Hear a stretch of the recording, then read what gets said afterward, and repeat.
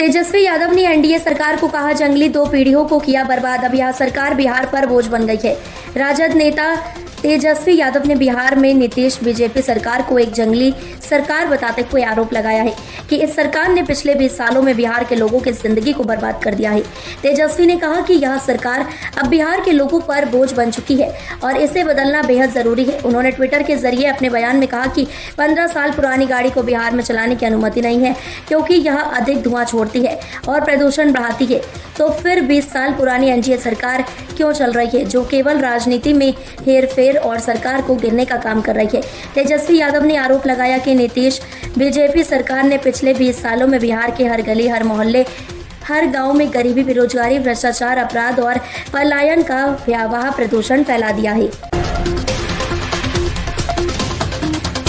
CM Rekha Gupta ने किया BJP के घोषणा पत्र पर बयान, 2500 रुपए पर भी दी प्रतिक्रिया। दिल्ली की मुख्यमंत्री रेखा गुप्ता ने बीजेपी के घोषणा पत्र को लेकर बड़ा बयान दिया है। उन्होंने कहा कि आम आदमी पार्टी ने दिल्ली का खजाना पूरी तरह से खाली कर दिया है। इसके बावजूद हम यह सुनिश्चित करेंगे कि दिल्ली को वह शासन मिले जिसकी वह हकदार है।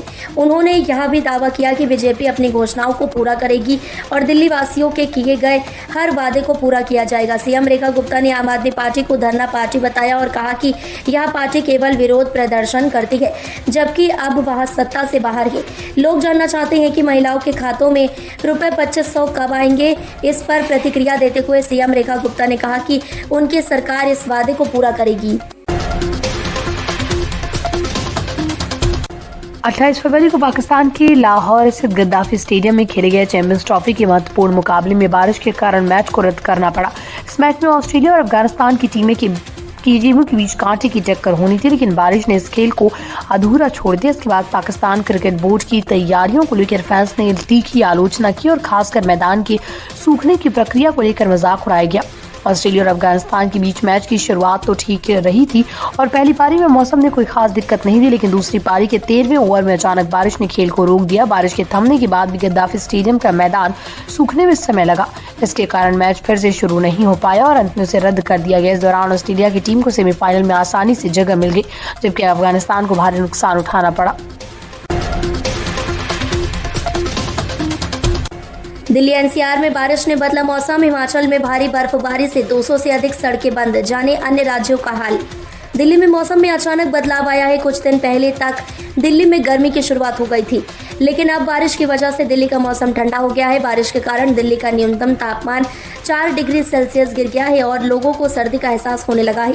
वहीं हिमाचल प्रदेश में भारी बर्फबारी और बारिश ने जनजीवन को प्रभावित किया है। दिल्ली में शनिवार सुबह से ही हल्की फुल्की बारिश का सिलसिला जारी है। इस बारिश ने दिल्ली के मौसम को ठंडा और सुहाना बना दिया है। फरवरी के अंत तक दिल्ली में गर्मी महसूस होने लगी थी, लेकिन 27 फरवरी से जारी बारिश ने मौसम का मिजाज पूरी तरह से बदल दिया है। दिल्ली हाईकोर्ट का आदेश, शाही ईदगाह पार्क में महारानी लक्ष्मीबाई की मूर्ति स्थापना पर कोई स्पष्टता की आवश्यकता नहीं।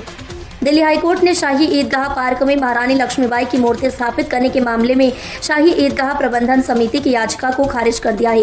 कोर्ट ने कहा कि इसके पूर्व आदेश में किसी प्रकार की कोई स्पष्टता की आवश्यकता नहीं है और इस पर कोई बदलाव नहीं किया जाएगा।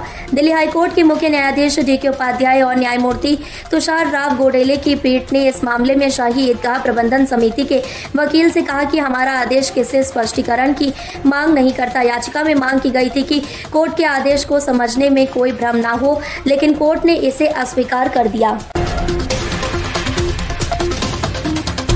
अगर पुलिस भी परेशान करेगी तो मैं हर किसी का नाम सुसाइड नोट में लिख दूंगी।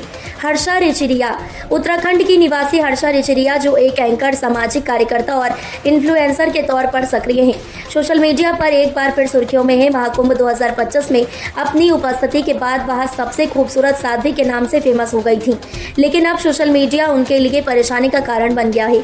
हाल ही में हर्षा ने सोशल मीडिया पर एक वीडियो साझा किया है जिसमें उन्होंने मानसिक उत्पीड़न और उनकी छवि को नुकसान पहुंचाने के आरोप लगाए हैं।